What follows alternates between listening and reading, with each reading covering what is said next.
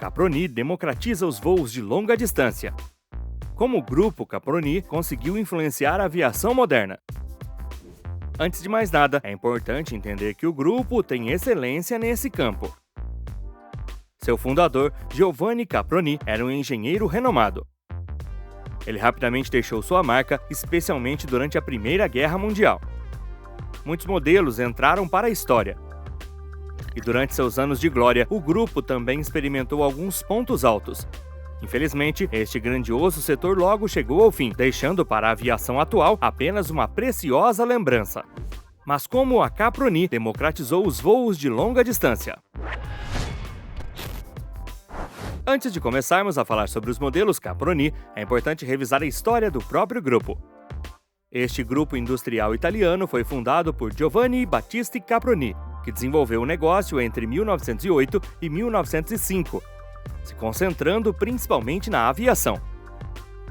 Giovanni foi um famoso projetista de aeronaves, o que lhe permitiu fundar a empresa de fabricação de aeronaves Caproni. Em 1906, ele obteve um doutorado em engenharia elétrica, seguido de um diploma de engenharia civil. Ele também fez cursos de construção de aeronaves. Foi em Taliedo, na Itália, que ele construiu seu primeiro avião. Esse biplano fez seu primeiro voo em 27 de maio de 1910, o que levou à fundação da Sociedade de Agostini e Caproni. Durante a Primeira Guerra Mundial, seus modelos causaram sensação.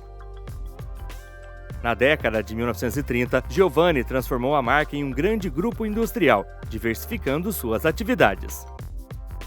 No final da Segunda Guerra Mundial, ele foi acusado de cumplicidade fascista e colaboração com o regime alemão. Por isso, foi processado. Essa acusação foi retirada em 1946. Após a guerra, as fábricas da Caproni foram devastadas por bombardeios. Mesmo assim, o engenheiro não desistiu. O ponto de virada ocorreu em 1957, quando Giovanni morreu.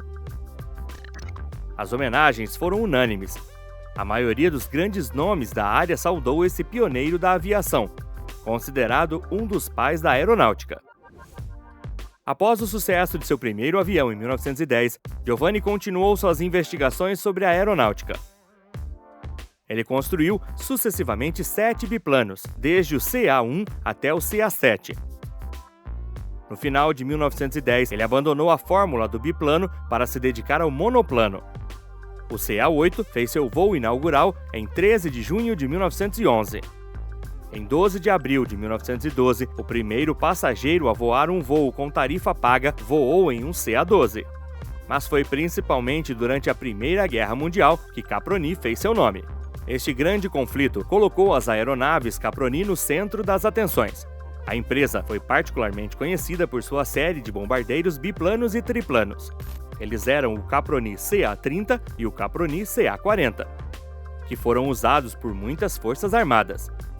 O bombardeiro biplano com 3 motores foi projetado em 1913 com o apoio de Giulio Douhet. Esse homem foi conhecido como o inventor da teoria da supremacia da aviação e do bombardeiro estratégico. Esses bombardeiros eram os mais usados, com mais de 1.100 produzidos. As aeronaves italianas estavam se proliferando nos céus naquela época. Veja a Esquadrilha 130, por exemplo, que pertencia à Força Aérea Francesa. Foi uma das poucas formações a ser equipada com o Caproni CA-33S. Eles representavam uma força de ataque significativa. Entre as guerras, a subsidiária Caproni teve um período feliz e próspero. Durante a Segunda Guerra Mundial, as fábricas do grupo produziram principalmente aeronaves para outras empresas italianas. Mas o grupo permaneceu na vanguarda no setor. Mas vamos nos concentrar nos modelos que marcaram a história do famoso grupo italiano. Entre 1914 e 1918, durante a Primeira Guerra Mundial, a empresa se concentrou no desenvolvimento de bombardeiros. Era abril de 1913, e foi nesse ponto da história da Caproni que Giulio fez sua aparição. A nascente Força Aérea Italiana estava organizando uma competição para suas aeronaves militares em Turim. Na época, Giulio era o chefe desse exército. Ele via a aviação como uma arma do futuro. Para vencer a competição, decidiu desenvolver uma aeronave muito mais eficiente. Para isso, se uniu a Caproni. Em janeiro de 1914, a configuração básica da aeronave foi estabelecida. Seria de feixe duplo com 3 lemes.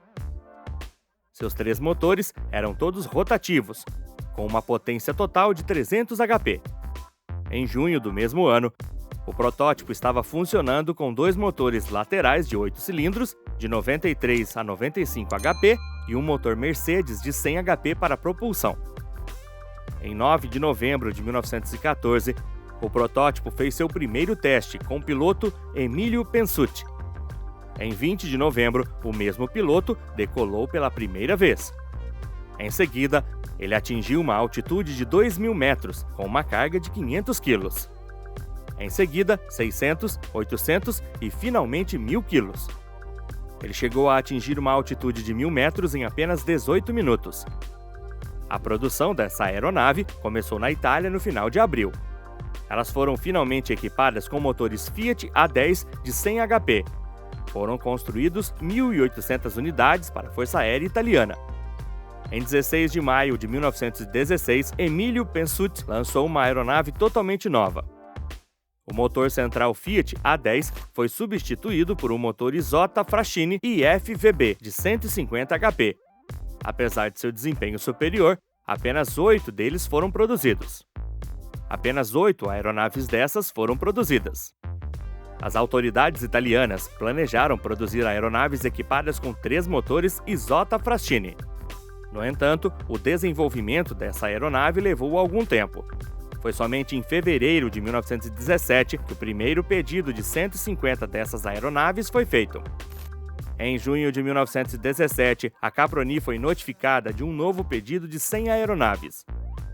Um engenheiro do grupo também foi enviado aos Estados Unidos para supervisionar a produção do programa americano. Essa nova aeronave era muito mais potente e incluía uma série de modificações. O primeiro protótipo foi lançado aos céus em março de 1917. Era equipado com 3 motores Fiat A12 de 200 HP. No entanto, os motores apresentaram vários problemas. A primeira aeronave desse tipo foi entregue à indústria aeronáutica italiana em julho de 1918. Os Estados Unidos e a França ficaram interessados em adquirir várias aeronaves. Entretanto, na Itália, assim como nos Estados Unidos, a produção teve um início lento devido a problemas técnicos. Os subcontratados não estavam realmente acostumados com os métodos de construção de Caproni. Além disso, o desempenho da nova aeronave foi decepcionante. No final da guerra, apenas 5 delas haviam sido produzidas nos Estados Unidos antes que a produção fosse interrompida. Além desses modelos impressionantes, a empresa também vivenciou uma série de marcos em seu desenvolvimento. Um avião apelidado de Capraníssimo deixou sua marca na história da indústria da aviação. Após a Primeira Guerra Mundial, esse hidroavião representou o futuro da aeronáutica. Projetado para transportar 100 passageiros, ele tinha uma configuração incomum. Tinha 9 asas, divididas em 3 grupos sucessivos de triplanos, e 8 motores Liberty L12, cada um com 400 HP. Seu objetivo era substituir os transatlânticos por aeronaves nas primeiras rotas de passageiros de longa distância. Na década de 1930, sua capacidade era a maior já alcançada por uma aeronave comercial. No final de janeiro de 1921, seu imponente hidroavião foi lançado no Lago Maggiore, no norte da Itália. O protótipo decolou pela primeira vez em 12 de fevereiro de 1921. Os testes de flutuação começaram no início de março. Um voo curto mostrou que ele era instável. Um lastro foi então carregado, pouco antes da primeira tentativa de um voo real. Em 4 de março de 1921, ele fez seu segundo voo de teste. O hidroavião conseguiu decolar em baixa altitude, mas não conseguiu se estabilizar. Ele mergulhou diretamente no lago antes de se desintegrar. Foi a má distribuição do lastro que causou a queda da aeronave. Os reparos planejados nunca foram realizados. O que restou dele foi destruído em um incêndio pouco tempo depois. O projeto então foi abandonado. Foi um fracasso amargo para Giovanni. Mas com sua envergadura de 30 metros e 23,5 metros de comprimento, ele era difícil de manejar. O Caproni Stipa é considerado a aeronave mais bem feita já construída. Apelidado de barril gigante, ele foi o precursor do motor turbojato. Em 1932, Luigi Stipa estava procurando uma maneira de melhorar o desempenho da aeronave. Ele inventou uma tecnologia conhecida como hélice entubada. A ideia do engenheiro era incorporar a hélice e o motor dentro da fuselagem de uma aeronave. O objetivo era que a própria hélice atuasse como um ventilador, melhorando o desempenho da aeronave. Apenas um desses barris voadores foi construído. Ele estava longe de ser perfeito. Embora fosse silencioso e estável, a decolagem e o pouso eram muito complicados. Ele também tinha problemas de arrasto. No entanto, a ideia de uma hélice entubada deu origem a uma tecnologia semelhante, o bocal corte. O último grande marco da história da Caproni foi o triste fim da subsidiária. No final da Segunda Guerra Mundial, o grupo ficou sem dinheiro. Um pequeno bimotor que fez seu voo inaugural em 13 de maio de 1949 não encontrou compradores. A fábrica em Taliedo fechou suas portas definitivamente em 1950. Para reavivar a máquina, Giovanni Caproni decidiu se converter à produção de motocicletas e fundou a Aero Caproni. Sob os termos de um acordo com a Ducati, a marca Capriolo foi registrada para a comercialização das motocicletas Caproni. A associação com a Ducati teve vida curta, mas isso não impediu a empresa de continuar seu sucesso, apresentando o Capriolo 75 em 1951. Foi um grande sucesso e foi produzida até 1957. Depois disso, o número de modelos aumentou, dando à Caproni uma confiança renovada. Após o fechamento da fábrica de Taliedo, o grupo tentou manter uma atividade aeronáutica em Arco, recorrendo a um jovem engenheiro chamado Stélio Frati. A última aeronave construída com o nome Caproni foi o Caproni Visola C-22J. Infelizmente, no início da década de 1960, o mercado de duas rodas sofreu um declínio acentuado na Itália, forçando os fabricantes a se reagruparem. Isso marcou o fim definitivo do grupo Caproni. A subsidiária Caproni dominou o setor de aviação por um longo tempo, especialmente durante a Primeira Guerra Mundial. Durante esse conflito, as aeronaves italianas estavam no centro das atenções e os modelos da Caproni deixaram sua marca na história. Apesar de várias conversões, a empresa entrou em declínio com o passar do tempo, até que finalmente fechou as portas na década de 1960. Mas a Caproni foi realmente o início da aviação como conhecemos hoje?